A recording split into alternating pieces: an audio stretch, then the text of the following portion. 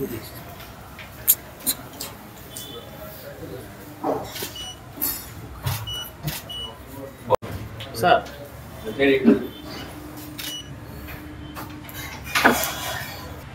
భారత రాజ్యాంగ నిర్మాత మహనీయుడు బిఆర్ అంబేద్కర్ గారు రాజ్యాంగాన్ని మనకు అందించి దానిని ఆమోదించినటువంటి దినం నవంబర్ 26వ తేదీ. దాదాపుగా 75 సంవత్సరాలు పూర్తి చేసుకుంటున్నటువంటి ఈ సందర్భంలో బాబాసాహెబ్ అంబేద్కర్ గారి స్ఫూర్తి, ఆయన రచించినటువంటి రాజ్యాంగం దేశంలోనే కాకుండా ప్రపంచ దేశాలలో కూడా భారతదేశం ఒక శక్తివంతమైనటువంటి దేశంగా అభివృద్ధి చెందడానికి, ఆర్థికంగా ఎదగడానికి ఉపయోగపడుతుంది. ఆయన తీసుకున్నటువంటి అనేక నిర్ణయాలు, ఈ దేశం ఏ విధంగా నడవాలి అనేటువంటి ఆయన ఆలోచన విధానం ఈరోజు మన అందరూ కూడా ఆదర్శవంతమైనటువంటిది.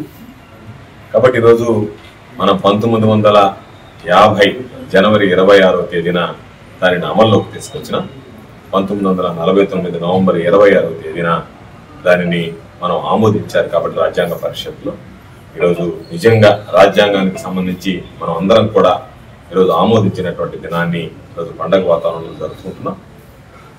బిఆర్ అంబేద్కర్ గారి స్ఫూర్తిని గురించి, మహనీయుడు బిఆర్ అంబేద్కర్ గారి గురించి అనేక ప్రభుత్వాలు ఆంధ్ర రాష్ట్రంలో పనిచేశాయి. అనేక సందర్భాలు అనేక రకాలైనటువంటి మాటలు మాట్లాడాయి.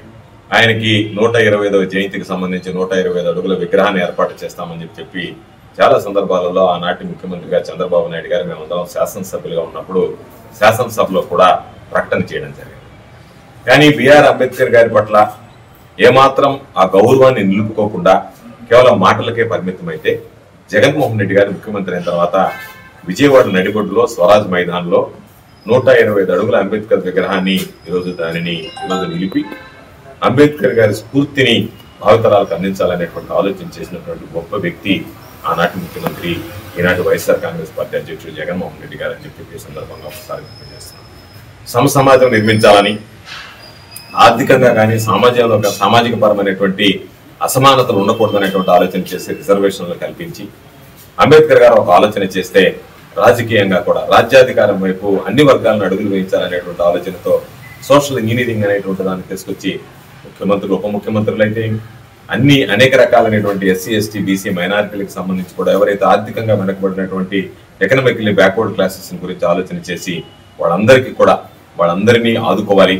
వాళ్ళందరూ కూడా సమాజంలో ఒక గౌరవప్రదమైనటువంటి స్థానాన్ని ఇవ్వాలనేటువంటి ఆలోచనతో జగన్మోహన్ రెడ్డి గారు సామాజిక న్యాయానికి ఈరోజు నిదర్శనంగా పెద్దపేట వేసినటువంటి వ్యక్తిగా ఈరోజు ఆంధ్ర రాష్ట్ర చరిత్రలో మిగిలిపోతాడు.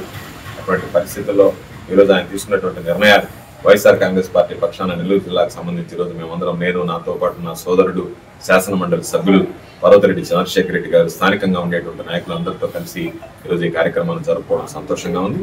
తప్పనిసరిగా రాబోయేటువంటి రోజుల్లో ముఖ్యమంత్రి జగన్మోహన్ రెడ్డి గారి ఆధ్వర్యంలో అంబేద్కర్ గారి ఆశయ సాధన కోసం మేమందరం కలిసికట్టుగా కృషి చేస్తాము అని చెప్పి ఈ సందర్భంగా తెలియజేస్తూ మహనీయుడు బిఆర్ అంబేద్కర్ గారికి మరొకసారి ఈ సందర్భంగా ఘనమైనటువంటి నివాళులు అందిస్తున్నాం. అర్కా కంటి ఆసుపత్రి నెల్లూరు పరిసర ప్రాంతాలలో 1,00,000కు పైగా కంటి ఆపరేషన్లు చేసిన అనుభవం గల డాక్టర్ గోపాలకృష్ణ గారి నిర్వహణ సారథ్యంలో అర్కా ఐ హాస్పిటల్ నందు శుక్లములకు చికిత్స, కంటి అద్దముల నుండి విముక్తి పొందడానికి లాసిక్ లేజర్ చికిత్స, రెటీనా సమస్యలకు లేజర్ మరియు శస్త్రచికిత్సలు, చిన్నపిల్లల్లో వచ్చే కంటి సమస్యలకు చికిత్స మరియు అన్ని కంటి సమస్యలకు చికిత్సను అందించు కంటి ఆసుపత్రి అర్కా కంటి ఆసుపత్రి.